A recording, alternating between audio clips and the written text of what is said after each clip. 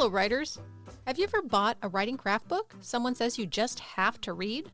Is it still sitting on your shelf? Have you even cracked the spine? That's totally me. Don't ask Renee how many craft books she owns. Why do we keep buying these books we never read? We all want to improve as writers, but that's hard to do alone. That's why we started the Words to Write By podcast, to tackle these books together chapter by chapter and learn from their advice. Or not. Sometimes they're wrong. Hi, I'm Renee Nelson, former college writing instructor turned full-time writer and podcaster. After many years, I finally have a complete draft of my memoir. And I'm Kim Smagato, author of the humorous fantasy novel Our Comeback Tour is Slaying Monsters, which is the first book in the Boy Bands and Dragons series, released by Riverfolk Publishing. And now, on with the podcast.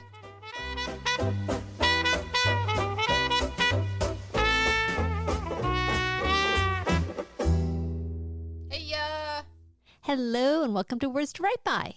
Welcome. We are covering Julia Cameron's The Artist Way, a 12-week program of creativity. 12-week slog, more like. But we're in it for the long run. Before we get started, though, let's talk about our process group. Renee, you got this routine down great. Do I? Do I really? Yeah. All right. So, just going down the bullet point list of information. I hope you've got notes and a pad of paper. You don't really need that. Our process group meets every Wednesday at 5 o'clock Pacific Standard Time. You can find us on meetup.com, or you can go to our website, wordstowritebypodcast.com, and there's a banner. You can just click on that. It'll take you right to the meetup group. It's free and it's fun. What more do you need? Like, really? It is a wonderful time. We've had some great conversations, and this Artist Way book is full of interesting thoughts we could discuss at Process Group, but also just a nice place to hang out with other writers. Yeah, it's really fun. It's supportive, and, it can get kind of lonely being a writer, so it's a nice place to hang out. All right. So, The Artist Way. Before we get started on the chapter called Week 2, she recommends that at the end of each week, you do a check-in and you see how things are going. And so I think we can just start with going to what our check-in is from the previous week. Then we'll move on to talking about what's in chapter 2.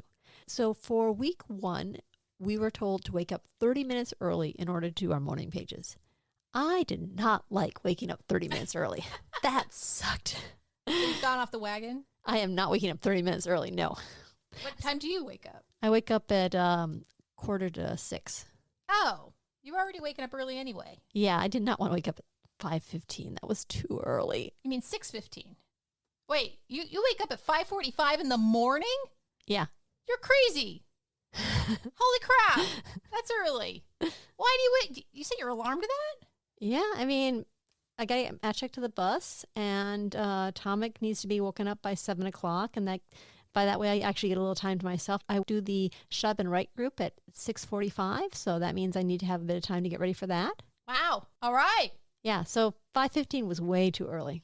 Yeah, definitely way too early. What time do you get up? Well, because of this book, I've been getting up at 6:30 in the morning, and to me, that is considered early. I found that, there were sometimes I was just really tired or was really grumpy or just, really didn't want to be there because I was waking up early. Do you have that experience doing morning pages, or are you pretty happy to wake up then? I'm pretty happy to wake up then. I've been talking to a lot of friends about productivity and also, motivation and hearing their experiences, and so I've been really good lately. I decided to pair some new routines with this book. Mm-hmm. So one of the new routines is to not bring my phone to bed no matter what. Mm-hmm. And I have an alarm clock in my bedroom, so I'm not doing that. When the alarm goes off, I don't lay there. That's another thing. I used to just lay there for a half hour, 45 minutes with my phone. Well, without a phone, I have a couple of friends who say, no, when they wake up, they get up almost immediately. I'm like, oh my God, horror. So I've tried it, and it actually works. I'm so sleepy, you think, but then you jump out of bed and you're like, oh, I guess I can do that. So that's what I've been doing. At 6:30, I wake up, jump out of bed, and I stand there in a daze. Wait, what's going on? I know, oh my God, what have I done? And then I do the morning pages, and then I go for some exercise. So how do you feel the morning pages are working for you? I can't not do some kind of prompt or topic. I can't just write nothing. So basically you go for someplace and you grab a prompt from something? Oh, yes. Usually I watch like videos over the week, like YouTube videos on certain topics that I'm curious about, and I'll remind myself of them, and I'll do writing in response. Okay. There's one guy in particular that I really like so far. He's young, British. He has this YouTube channel called Newell of Knowledge. His name's Lewis Course. And he has this kind of like lecture method of like mindfulness stuff. And I really like that. It's like, oh, I don't need like emojis popping up on a screen and like crappy animation. Like, I don't need that. I like the sustained, you sit there and you watch him. And he even has a whiteboard. It's like being in class again. I love it. Yes. I miss school. So there are things that you've been thinking about, and then you use morning pages to think it further about those ideas. Yes. Okay. What about you? I'm a mix. I mean, if something pops into my head while I'm writing stuff out, then I'll start working on that particular thing. Sometimes I'll just follow the words that are coming in my head and just write that out. I feel it's like an exercise program. When you have been exercising and you start exercising, there's an initial bit of that. It just feels good to be doing this thing. It just feels good to be committing to writing 3 pages. Like I can write like half a page, no problem, a page, no problem. But like being told, okay, now I need to still come up with 2 more pages is a good expansion of my brain. But I don't know if it's actually going to have long-term lasting changes yet because it's still new and novel. Right. I mean, I can understand how if you didn't have any routine at all or any writing routine, that it would help create one. But you already have one by going up to the Shut Up and Write. Yeah, but this is actually, so I'm going to start doing it as part of my Shut Up and Write. And that does actually get me started after we do introductions to start writing right away. There's nothing like, oh, I should check my email. Oh, I should check this one thing before I get started. It's like, okay, got to do the writing. Let's see here. Artist date. Last time we talked about you making a gingerbread house. I got on my artist date. I went to an art gallery, saw some very lovely photographs, nice. Ended up talking to the owner of the gallery because it was very quiet. It's a very small gallery and he liked to talk. I need to follow this up, but apparently there was one year the Olympics had a medal for painting. What? Yeah, that's no way. Yep. So anyway, just an interesting long conversation with the guy. And then I went out to a coffee shop. So overall, what did you do at the coffee shop? I read a book. Okay. Oh, cool. Yeah. Oh, and I also finally came up with an affirmation. That was one thing I did last week because her affirmations, they weren't very personal. So I came up with an affirmation, which is that my creativity or writing is a wellspring and it's deep and I can draw deeply and richly from it. Oh, I love that. That's lovely. Yeah, it's a lovely little one. Anyway, on to chapter 2. It is called Recovering a Sense of Identity. It implies that you've lost some kind of identity or is missing one. They talk about having a self-defined you. I'm not quite sure what she means by that, other than that maybe you can remake yourself a bit or something. Right, or recovering yourself. Like you were a whole person at one time, and then you lost a part of yourself, and this is you trying to find it again. And hopefully it's the creative part you're finding and not your other random parts. She titles this section Going Sane. Kind of clever. She says it's important to remember that at first flush, going sane feels just like going crazy. Okay. I'm sane in an insane world. Right. And she says, as we gain strength, so will some of the attacks of self-doubt. This is normal, and we can deal with these stronger attacks when we see them as symptoms of recovery. Again, I've not read AA, but that sounds like it would come right out of some kind of recovery unit meeting.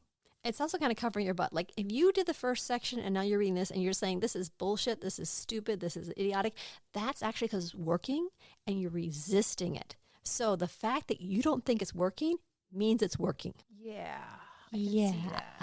So it's very cultish, I see. If this program isn't working for you, you're the problem. No, if the program isn't working for you, that's a sign that it is working. Oh! Because you're resisting it. That's that part of you that's not being creative. And when the program is opening it up, it's going to be resistive. So initially, you're going to be certain it doesn't work until you get past that. And then you're going to realize it works. So it's really going to work on me. Yeah, you are just waiting for this moment. There's a true believer just trapped inside me trying to get out, right? Yeah, you're doing your best to resist it because you know it works and that your blocks are hard. They don't want to go away. Right. All right, cool. So the other quote from this one was, just as a recovering alcoholic must avoid the first drink, the recovering artist must avoid taking the first think. I actually thought it was cute. A little dumb. It was definitely cute in a little dumb way. I mean, like, don't think, just do it. Well, oh wait. To talk about time travel, let's go back in time to our Bradbury episodes. And we were talking to Phil Nichols, and he said that Ray Bradbury, one of his like mantras was don't think. True. So, try not to think, just do it. Mm-hmm. And then you don't have the negative self-thoughts because you're actively not trying to even suppress them. You're just trying, just don't even think about them. Yeah, if you're not thinking, you can't have negative thoughts. Right. She talks about affirmations. Mm-hmm. Affirmations are a powerful antidote for self-hate, which commonly appears under the mask of self-doubt. Don't know if that means I hate myself because I doubt myself, but it's a little severe. I have been doing affirmations sometimes in my morning pages where basically I'm just filling up a page of patting myself on the back and telling myself I can do it. Does it work? I don't know. I think it definitely loosens something. We constantly do have doubts and negative thoughts. There's constantly, well, I can't do that, or this is going to be too hard, or any of that stuff. So the idea of countering it by actively repeating a bunch of good stuff about yourself, I mean, it does kind of balance it out a bit more. And it can't hurt. It can't hurt. I mean, we survive telling ourselves we're wrong about so many things when that part isn't true. So maybe we can survive telling ourselves we're great about stuff. Right. Right. We get in the mirror and stare at ourselves and be like, what was that saying that we brought up last time? I'm good enough. I'm smart enough. And gosh darn it, people like me. It's really silly and all that, but it's good to remember that people like you. True, I guess. Next section. She does preface this next section. Essentially, she talks about self-sabotage.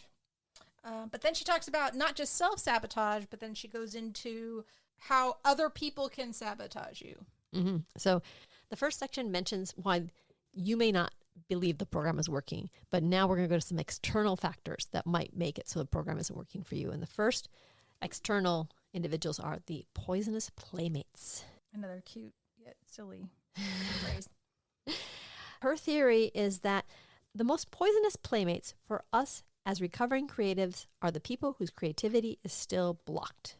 So your creative friends that you're hanging out with and you're all blocked, one person trying this program is going to be in trouble because the other people that are blocked don't want to become unblocked. Her theory is that there's a comfort in being blocked. Right.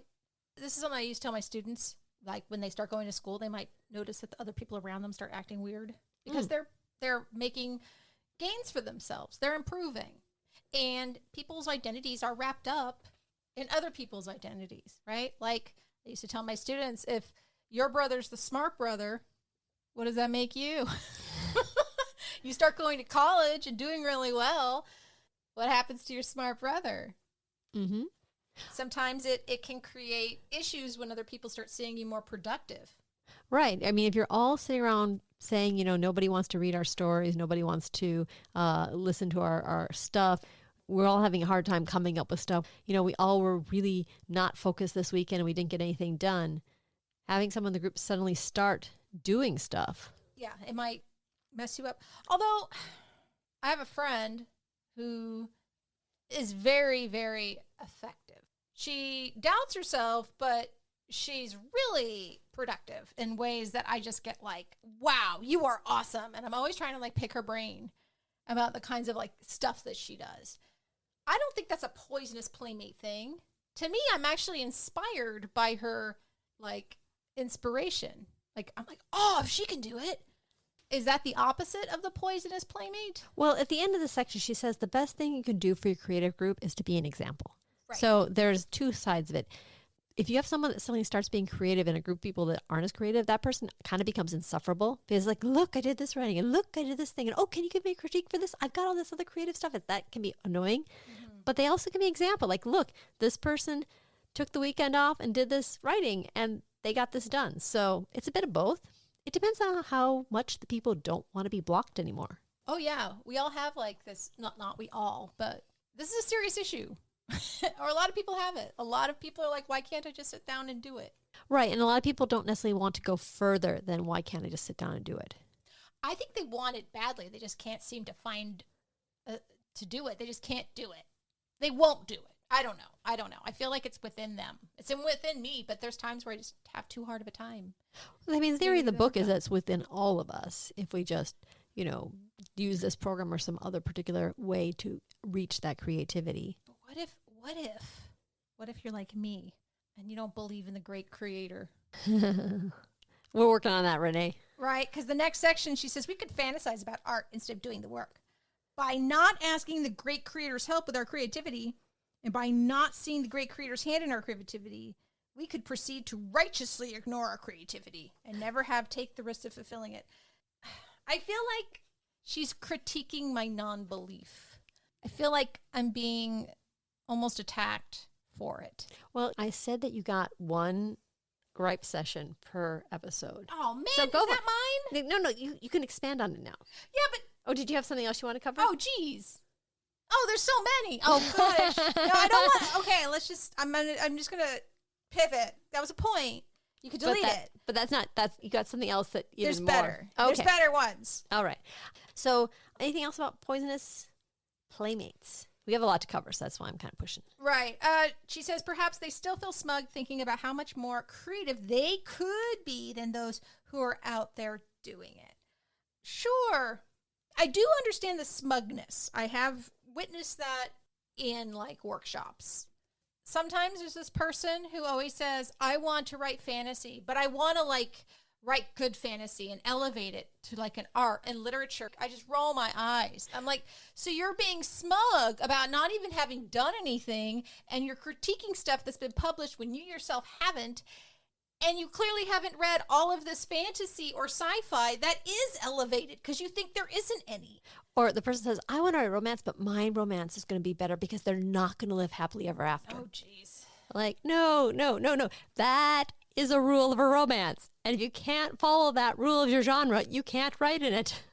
Right. So don't be surprised if nobody likes your stuff if you don't have a happy ending. Yeah. Just beware the person who's being like a jackass and critiquing other stuff before they're even explained. That somehow the critique of other people's work defines their own work. That's bad. Yeah. Alarm bells should be going off. That's definitely a poisonous playmate, I think. For the next section, she actually has some things to look out for. But if you are going to create a group of creatives and you leave feeling less creative, then it might be full of poisonous playmates. Yeah. Just be prepared to walk away. I liked the sentence at the end of this section, which is, you will discover the joy of practicing your creativity. The process, not the product, becomes your focus. And one thing I want to get out of this book is to, again, enjoy the process, because the process is what I do all day while I'm sitting. And if I'm not enjoying the process, it's really hard to keep going. It's really easy to stop and take a break when I'm not enjoying the process. Right. Anything else about the poisonous playmates? Well, she feels like a poisonous playmate sometimes. She's like, as your recovery progresses, you will come to experience a more comfortable faith in your creator within. Boo. You don't like her. I just don't like the assumptions she's making, or I don't like her trying to say that I have to do a thing. I have to believe in something that I don't believe in. And she says in the beginning that I don't have to, but then she keeps trying to say that I do. And I'm like, well, which is it, lady? You don't have to believe in a great creator, but that's where the creativity is coming from. So if you don't believe in it, yeah. Where's it coming from? It's really hard. But actually, go back to that one you're reading. Read it one more time. Okay, she says, you will come to experience a more comfortable faith in your creator. Stop. You will come to experience a more orderly mind. Okay. You will come to believe that you can have a more orderly mind. Keep going. And your creator within. Like, I guess, you have more faith in yourself. like her idea of a creator is almost this conduit. So the idea is there's some sort of force out there that we can be creative with. And she said you could use like an orderly mind, a well-ordered mind, or you can use flow. There are points where you're creative and the ideas just flow out of you and you don't know where they come from. I mean, you know that they come from somewhere in your subconscious. Some people would see that as coming from a creator or outside force. You know what I'm going to do? I'm going to start flipping the creator for process. Okay. That might help. That might help them. I think you actually have to substitute it. I do. You can't just gloss over it because it'll just piss you off. If that is something that would piss you off. Speaking about being made crazy, can we go to the next section? Yeah. Next section is called the crazymakers, and I wrote, i.e., family. Dude! I even wrote on the side, I was like, most of them are dead. Wow. Yeah. So if poisonous playmates are people that are creative, these are the other people in your life that don't necessarily want to be creative. They're just there to get you. Yeah. They're drama. Drama. I did like her comment that some of the most profoundly destructive crazy makers I have ever encountered are themselves famous artists. And I wrote on the sides, I imagine that artists are drawn to these diva artists to improve themselves, to have an example, but the diva robs them of their potential. So like you want to be closer to this famous artist, this amazing artist, but it's not so much that they belittle you, but they do all these other things to you that basically stifle your creativity. And I could see that. I mean, I could totally see somebody wanting to get close to an artist and ending up like doing their work, doing like their busy work for them, or, you know, sitting there and listening to them rage about stuff, or just basically being sapped of their creativity in that person's presence. Yeah. It's like the entourage effect or fan club. You get really good at being a fan, but you never really like figure out your own stuff because the artist is just too big. Right. Annoying. Right. I do think, though, that she is speaking from experience in the sense that she was in Hollywood, and there are a lot of bipolar people in Hollywood. Yeah, no, this is one of the areas where she has a lot of experience. I do feel like if I was hanging around a famous writer, this might happen. And she gives an example. You know, her real example, she doesn't actually give names to. Right. There's a producer or a director that she was working with, or was, I'm assuming this wasn't her husband, but somebody else, completely believable. And then she talks about how this person just made everyone's lives around them miserable and how they robbed everyone else of their creativity. Yeah. All right. She talks about the destructive matriarch or patriarch or just like the critical parent. They can be a crazy maker. My mom was kind of like this. She used to say my MFA wasn't a degree in art. Yeah. It was poetry. Right, Mom? You're right. It's not a It's not a painting. It's not a painting degree or anything. Do you have one? No, my life has been basically been free of crazy makers. No way. Yeah. You just said IE family. I thought you said I was going to get a juicy story. No, it's people in your family that make these demands and drive you crazy. But no, I've got a wonderful family. Well, then I'll steal your thunder, and I have another story. Right. So actually, I was going to rely on you more heavily for this section. Because I have all the experience. So this isn't necessarily for creative efforts, but I think in terms of like if you have any kind of endeavor or something big you're trying to work towards, and it's a parent or someone around you is trying to actively sabotage you. For example, the only reason I really got to go to college was because of the VA. My dad was a Vietnam veteran, and he got, shot in the war. And so he had $1 million wound. He came back over time. He proved that Agent Orange had caused a lot of ailments, and he ended up becoming like 100% disabled through the VA. Well, if you're a certain percent disabled through the VA and, you're a veteran of foreign war, your children will get benefits even before you die.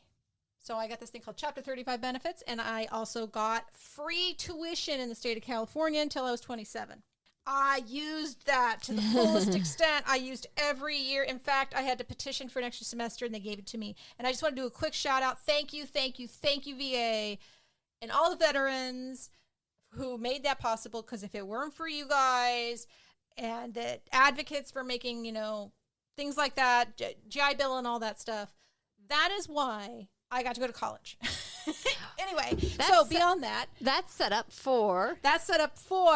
you still need to get the veteran, or in my case, my father's signature to turn into the VA.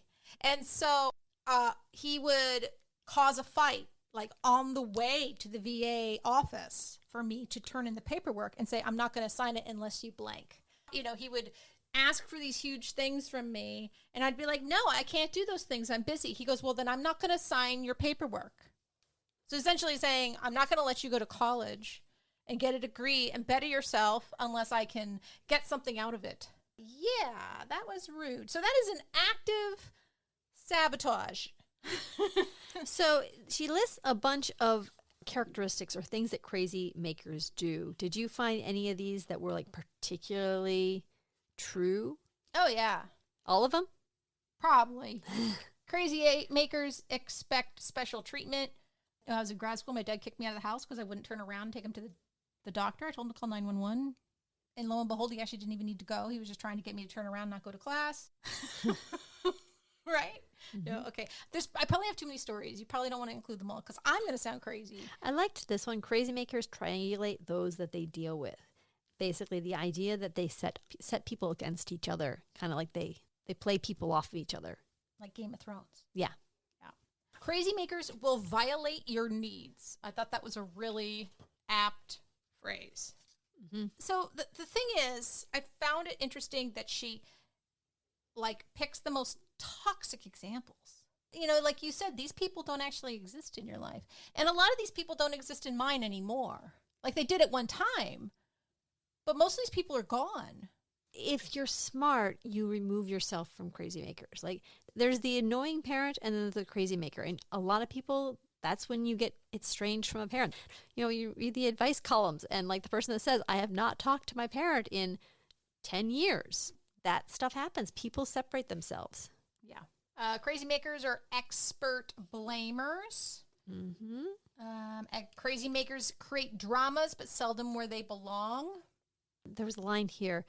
Devoted to their own agenda, crazy makers impose these agendas on others. In dealing with a crazy maker, you are dealing always with the famous issue of the figure and ground. Do you know the famous issue of the figure and ground? Nope. It's the candlestick people's profile picture. You know, when you see the image that could be a candlestick, but also could be two people looking at each other? Oh, yeah. It's how your brain jumps between the two of them. So read that again. In dealing with a crazy maker, you are dealing always with the famous issue of the figure or the ground. The idea that, you know, that they see things one way, you see things the other way, and they will try to make you see things a particular way, but you have to step back and see it's not actually that way. Right. It takes energy, mental energy, to deal with a person like that, let me tell you. And if you're expending mental energy to deal with a person, you're not going to have the mental energy to be creative. Right. There's was a piece in The Atlantic about the toxic triangulation of people characteristics. It was narcissist, sociopath, and it was like, I'd have to look up, but I mean, there are toxic people out there, is what the article is saying, and those toxic people are going to ruin your life, and they're going to ruin your creativity, and I think that's pretty much what this section had to say. This one was important. Crazy makers hate schedules except their own. Oh, they are selfish. Mm-hmm. And she said, it's time is a primary tool for abuse. I was like, damn, yeah, I would agree with that. Right. I mean, if you're going to be creative, you need to have your own time to do these things. You need to be able to, like, say, this is my time to do this. And for them to take that away from you, they're robbing you of your creativity. Right. And it also implies that their needs override yours. Mm-hmm. Yeah, what you're doing isn't important as what they need. Right. And that they become more important than anything because their needs are always going to be, so I still believe that like minimum wage jobs are crazy makers, like the people who own them and like the managers, because they just rob you of your time and they don't like compensate you. Mm-hmm. And then you're bitter and angry about the whole thing and their needs supersede your own and and you can't even take care of yourself and you don't get health insurance. And so then you're just angry and it's hard to, I don't know. That's what it felt like. It was like being in a toxic relationship with capitalism. I like the quote here. Crazy makers deny that they are crazy makers. They go for the jugular. I'm not what's making you crazy. Your crazy maker may say to you when you point out the broken promise or a piece of sabotage. It's just that we have such a rotten sex life. Not sure how she decided to write that line there, but she does mention sex a few times in this chapter. It seems like a sore spot for her. Actually, I don't think any of the advice books that we've read so far have dwelled on sex, so it's something new. True. I mean, other than Fanny the stripper. And Anne Lamott talked about giving your character a tiny penis, so they there was that. sue you. Mm-hmm. Yeah. So, but anyway, something to look forward to. So I got really excited when I got to this next part because I thought she did a really cool thing. I thought she did a cool trick, and then I realized that she didn't. Okay, what trick did you think she was going to do? Well, she said, if crazy makers are that destructive, what are we involved with them? The answer, to be brief but brutal, is that we're that crazy ourselves and we are that self-destructive.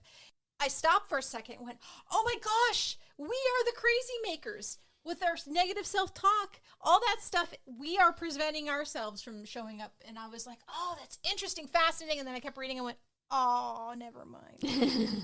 That's not what she meant. But that would have been really cool. I've been quite provocative. It would have been provocative had she gone there, but she did not. She says, as blocked creatives, we are willing to go to almost any length to remain blocked. As frightening and abusive as life with a crazy maker is, we find it far less threatening than the challenge of a creative life of our own.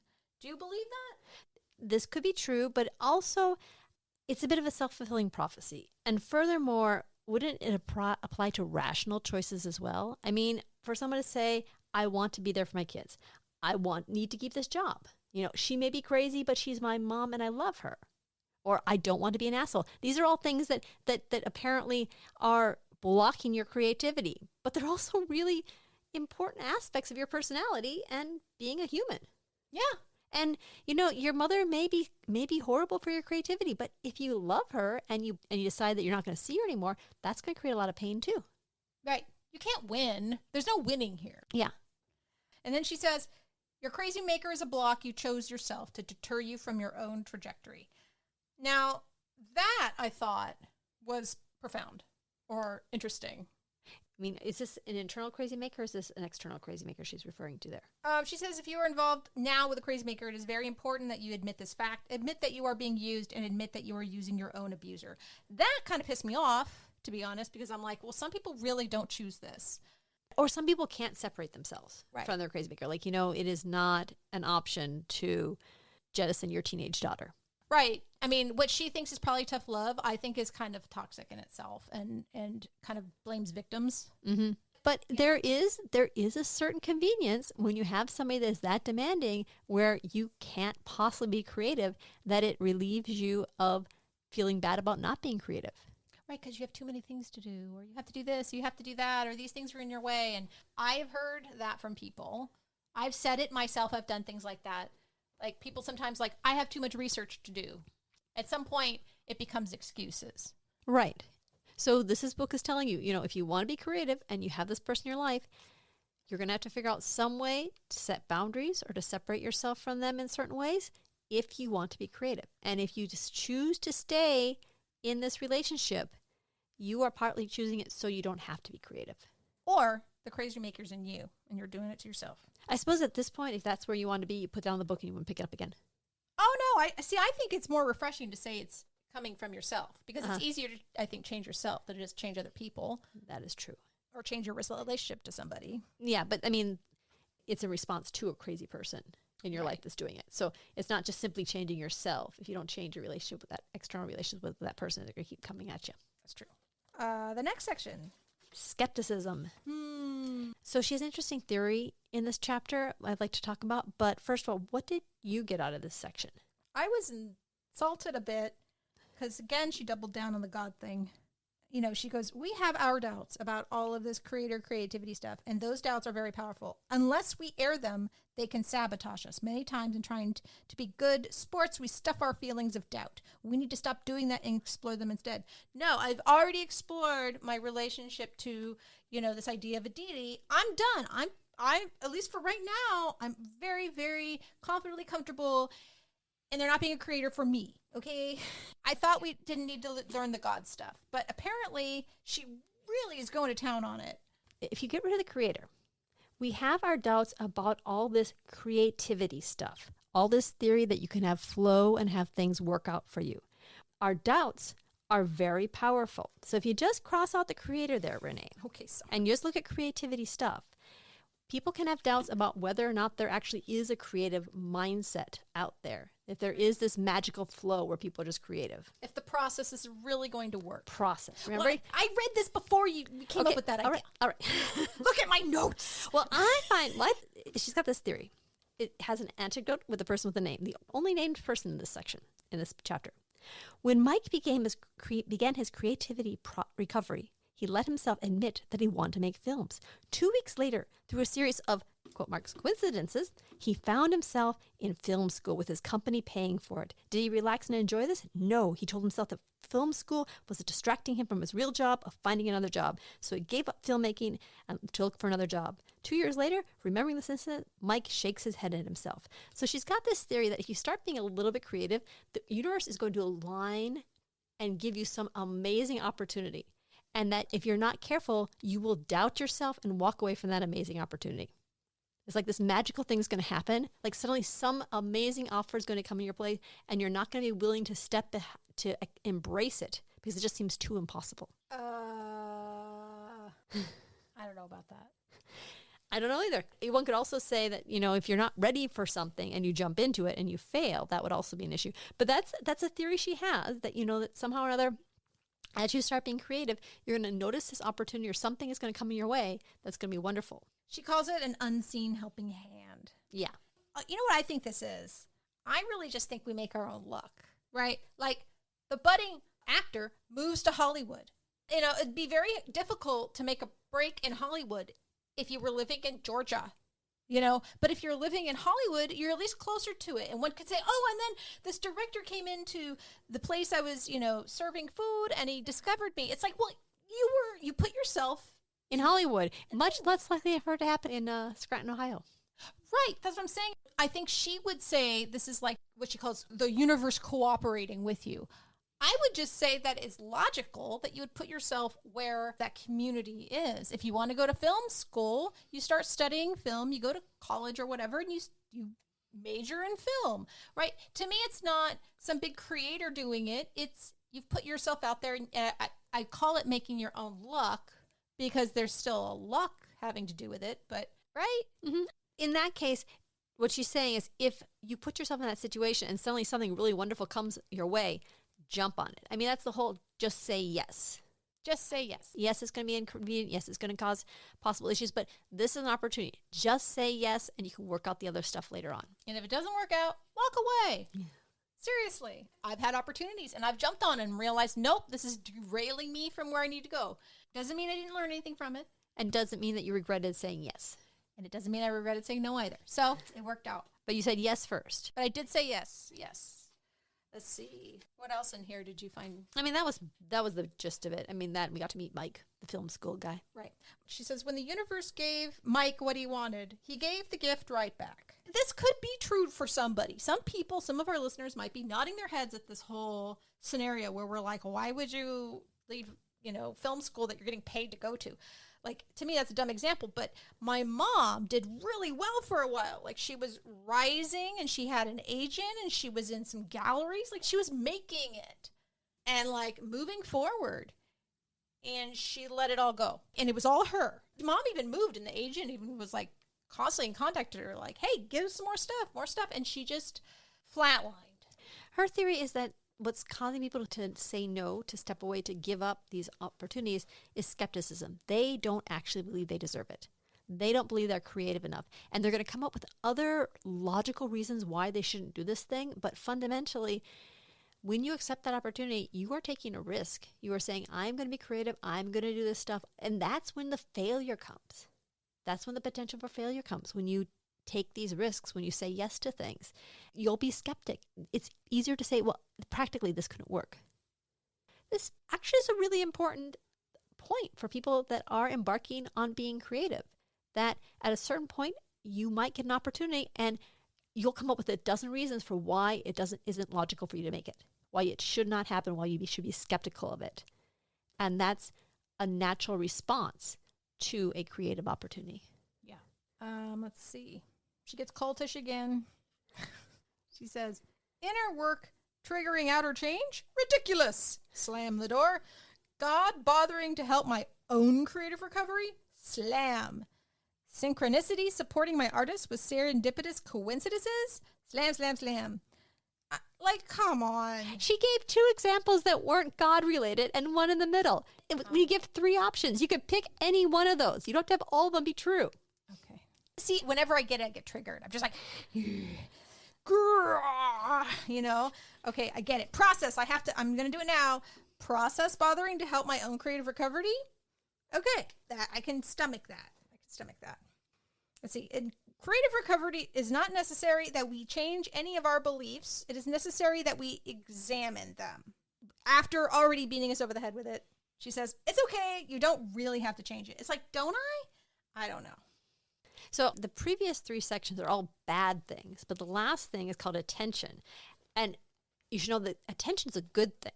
The previous ones are stuff we don't want, but attention is what we want. This actually I found was a really neat section. And again, she didn't have imaginary people in this one. She actually had her grandmother. I think it was a very sweet story about her grandmother. Sad too, but sweet. So yeah, she talks about when the house is burning down in your life, essentially, not for real. Focus on the things in front of you, not necessarily the things that are intangible. The story she has is about how her grandmother would write these letters that were just full of little details like, this morning I saw my first robin. The roses are holding even in this heat. The sumac has turned, and that little maple down by the mailbox. My Christmas cactus is getting ready. Her grandmother would just send these this is all these tiny little things that are happening in my life. And looking at big picture, her grandfather could not provide for the family. Her grandmother had to leave houses that she really liked. There was a lot of instability. And this was her grandmother's response to that. She just focused on the small things. She focused on her life. She focused on the things that she could. And she created this very wonderful little world for herself in the midst of all this awful stuff happening. So this chapter is talking about how focusing on the small things, on focusing on the daily things. She writes, my grandmother knew what a painful life had taught her. Success or failure, the truth of a life really has little to do with its quality. The quality of life is in proportions always to the capacity for delight. The capacity for delight is the gift of paying attention. And I wrote, we're moving away from painting/writing artists to a deeper idea. One of the reasons why a person might want to have an artistic, creative life is to be able to focus on details and be able to make a kind of a wonderful process of life as opposed to just having to deal with all the horrible things that come at you. Yeah. It actually reminded me of being present. Mm-hmm. Focus on the things in front of you, like that you can see, all your senses. It's mindfulness. It's meditation. Mm-hmm. So I did like this because it was like, oh yeah, this matches all of whatever research I've done on how mindfulness works. And it seems like that's what her grandmother was doing, mm-hmm. right? Focusing on the things outside herself right there in front of her. There is a journal book I bought. I stopped doing them. I should redo it. There's these essays this person curated called The Book of Alchemy. Mm-hmm. I was mentioning it in Process Group the other day. And one of the prompts I really liked, somebody said that they were pretty prolific and then they had a baby and the baby, sucking all the time away from them and they were having a very hard time focusing and writing. And this person came up with a method where they would describe 10 things, 10 observations a day, which is a lot, but if she was really prolific, maybe she could handle that many. And I started doing that and I was like, this is awesome. Mm-hmm. It exercises your descriptive muscles. Mm-hmm. You could reuse them. They are useful, maybe put them in a story. It makes you pay attention, mm-hmm. right? This is the way she's saying. Anyway, I thought it was cool. She also talks about how pain can become something more valuable experience. One of the pieces of writing that I find is my favorite, is I feel the most proud of, is one that actually came from some painful things that I had in my life or things I regretted. And I just kind of wrote that story. partly because I missed our old house that we used to live in because it was a beautiful house. And I missed that we didn't do as much stuff to fix it up and to properly appreciate it. So I wrote a story that involved that house. And I wrote about all the things that I loved about that house. So now when I'm kind of like thinking back about missing that house, I remember that I have all those details in this story. Is this your ghost story? Yeah. Nice. That was a really good story. Yeah. That also makes me think of Anne Lamott, where she talks about using your own personal experience and your own feelings and, imposing them or giving them to your, protagonist or your characters. Maybe not all of you. She says, give them your neuroticism. But it seems like you did kind of an homage to your house with your novella. Mm-hmm. Now, all this is really sweet, but it doesn't actually tell you how to do it. Totally. I wrote that same thing. I said, where's the how? So this book is lacking in a way. At this point in this early chapter, it's telling us there's something that can be done. It wouldn't be great if you could do it.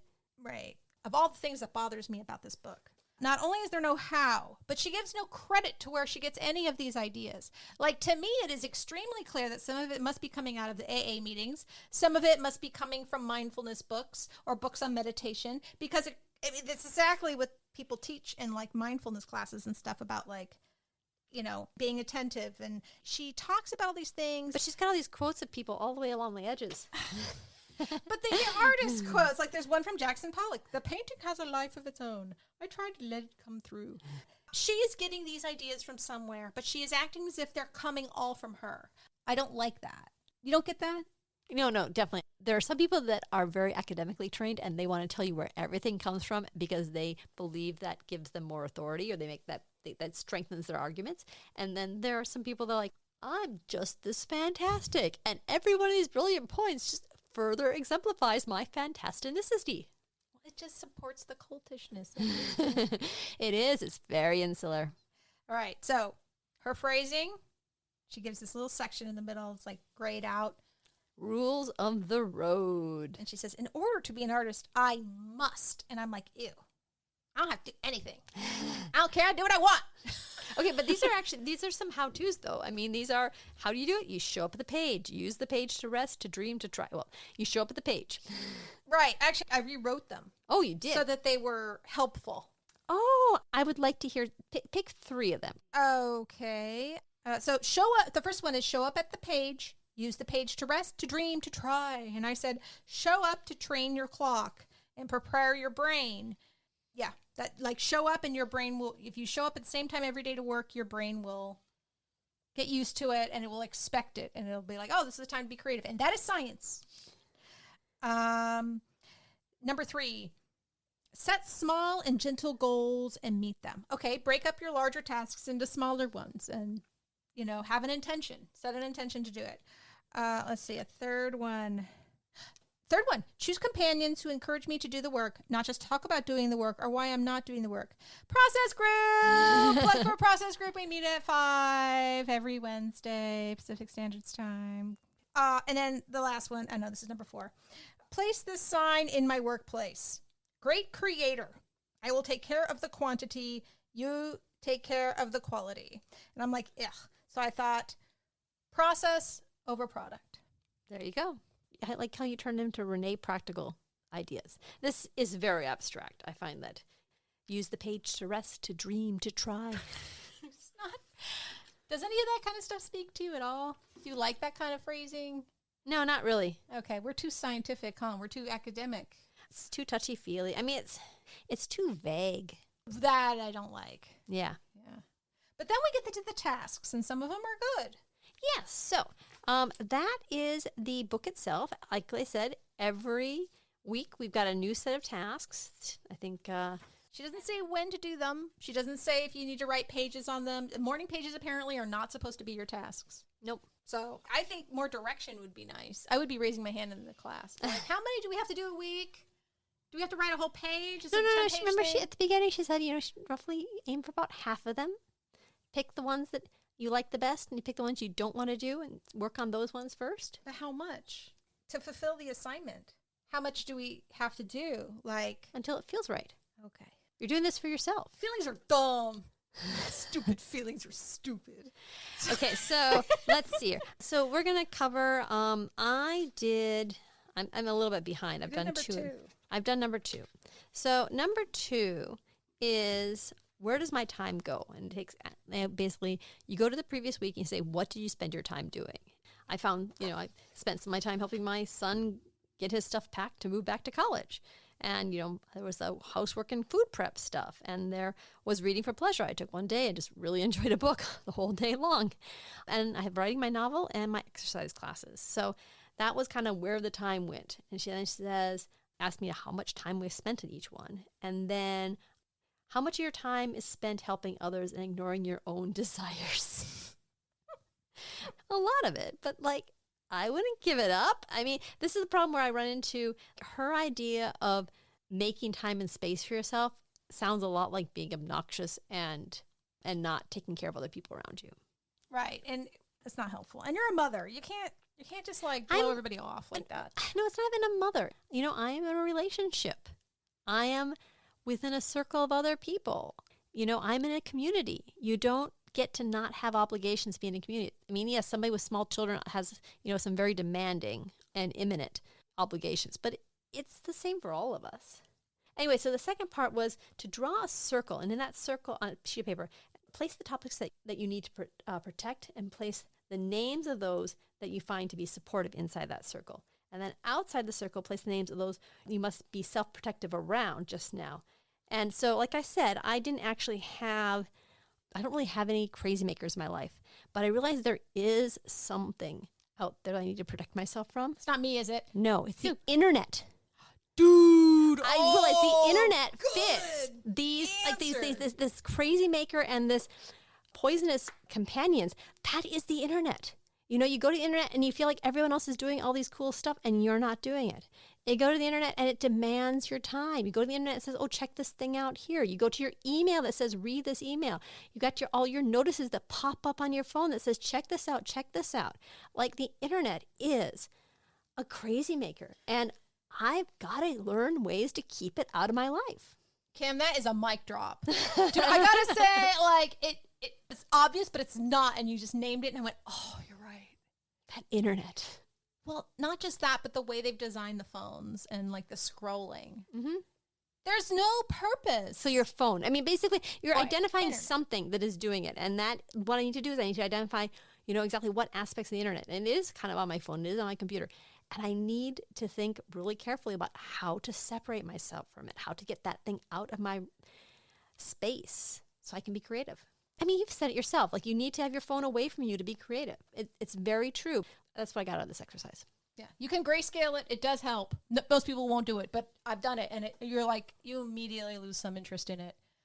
The scrolling, the doom scrolling. We've got a lot of doom going on in the world, but that algorithm it's unfair how good it is. Mm-hmm. It just really just hijacks us. I like that you put that there.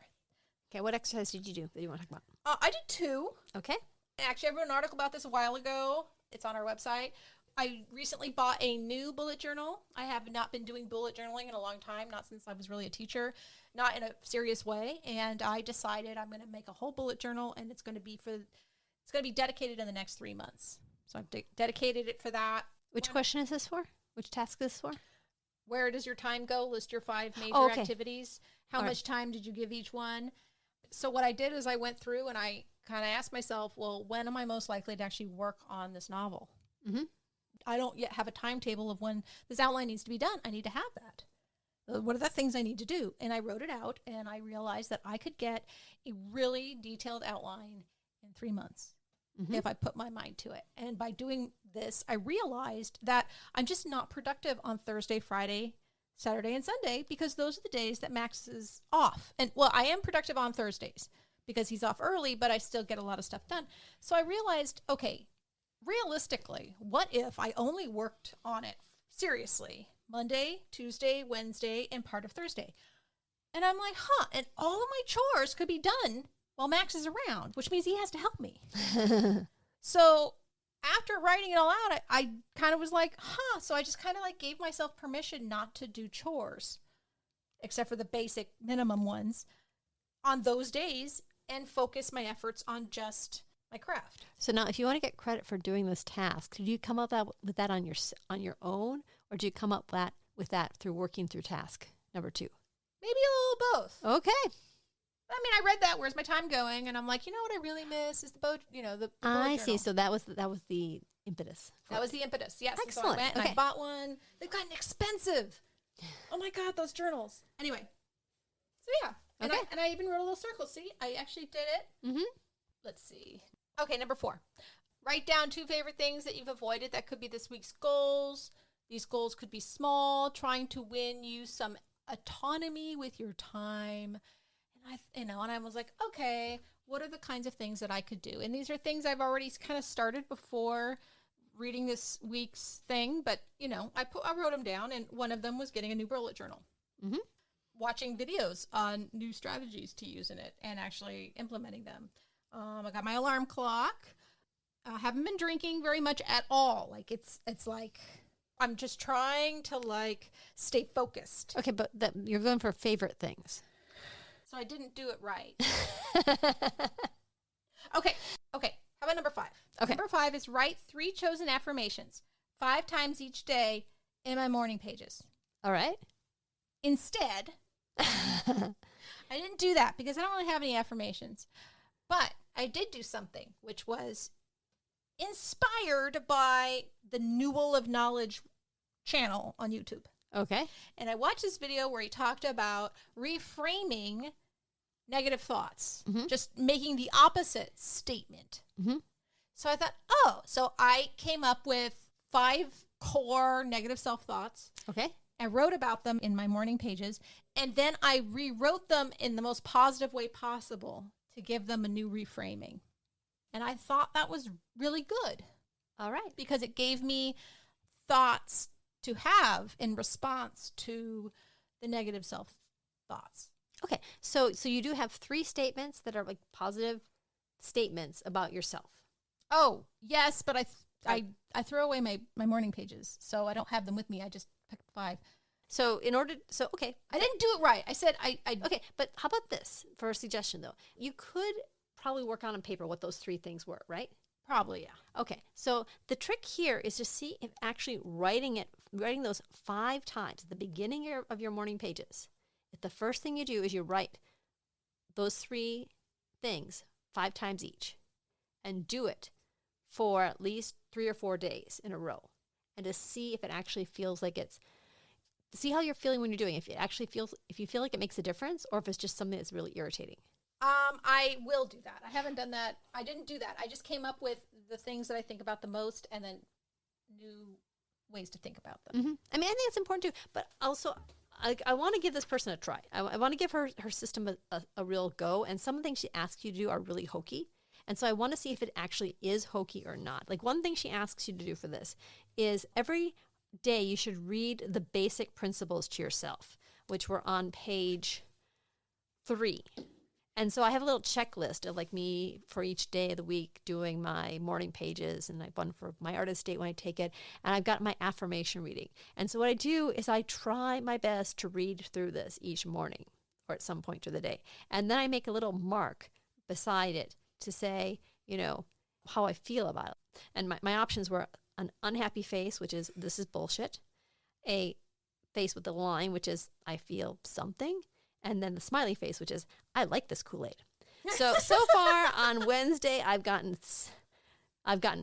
bullshit faces every single time. Oh. So I'm going to take it to the end of the week and see if at any point I actually, start feeling more positive, but I am not feeling positive to this list. All right. Anyway, I think we should, when we're doing the tasks, if it spurs something else that we feel more connected with, that's great. But also, we need to make sure that we don't completely just rewrite everything she suggests. Oh, all right. What I could do then is I can circle this one and do it next week and try to do it for real. I mean, we still got several days this week. That's true. Yeah. And you are going to do your morning pages even on days when you're not on Friday, Saturday, and Sunday, right? Oh, yeah, I do them. Okay, I probably do them 6 days a week because on Saturdays I have to go hiking in the morning and it's early when we wake up and I'm just like... Okay, so you skip one day. I skip one day. But for the rest of the week, actually try the physically writing out the affirmations. And I'm going to do it too because that's a good one for me to add. I've done 1, 2, and 3 so far on the list. I need to work through the rest or some more, but I will definitely hit that one and see. We come back next week. We can check in and see if writing affirmations Actually works. I like your point system. Well, that also gives me a chance to go back and see when I'm doing my week sum up, to see what I learned. Yeah. And this is the reason also that I keep my morning pages separate than my actual journal for going through these things. So I do want to reference what the tasks were. Yeah. All right. So she has a bunch of tasks. Those are the ones we thought were really interesting. And that's...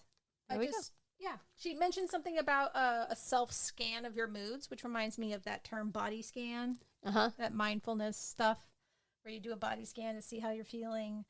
And let's see. Oh. You're all the way in the check-in section there. I just kept reading.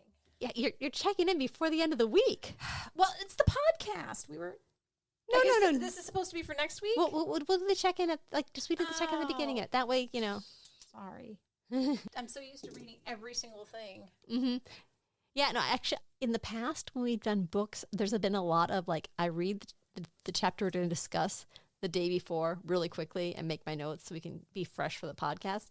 But this book here is demanding that I actually work with it every day and that I fill an entire week. So it makes sense not to just try to do it in one big, but try to do a bit each day. Does reading it and doing this stuff feel like a chore? No, I mean, I'm making space to do it. The idea that on Sundays I sit down and I read the chapter carefully. I mean, she said you could scan it, but I read it carefully. So I make space to do it at the beginning of the week, and then I come back to it. It's kind of therapeutic. I mean, it's peaceful. Yeah, it's time for yourself. It's just for you. I mean, so far she hasn't pissed me off the way she's pissed you off. Next time, definitely cross out all the God creators. Just put process. I'm going to count them. Yeah. For next time. Okay. But I'll write process over every single one. Yeah. So I don't get peeved. Yeah, see how that goes. Yeah. All right. Well, I hope we haven't turned you off from this book too much. To some people... I hope not, because I want people to keep listening to the podcast. Well, I think it's interesting because most people know about the morning pages and the artist date, but they don't do these activities. And there's quite a few of them. As with every craft book, it gets really easy when you're just doing by yourself to skim over stuff, to put it aside, to have the best of intentions of actually doing the task thing, but just to skip over that and do the next chapter. Especially if you just want to read this book, you could just keep going. You could cover all 12 weeks in 3 or 4 reading sessions. Yeah, and the content is so general, you could skim it easily.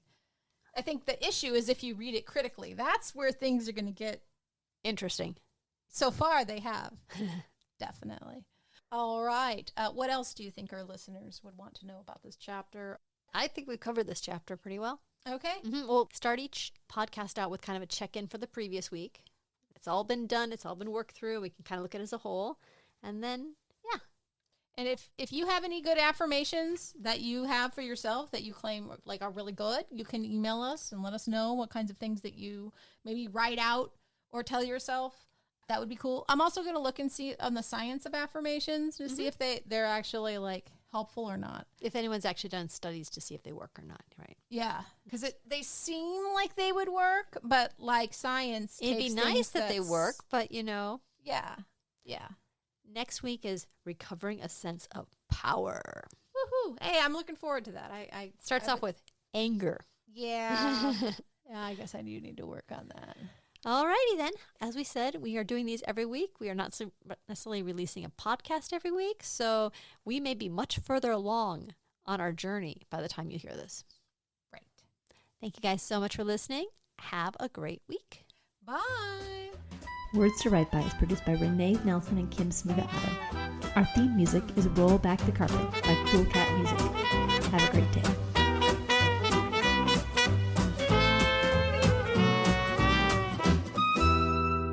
I was so fast, you didn't even know. I think I was zoning out there. It's okay. It's the same speech every time.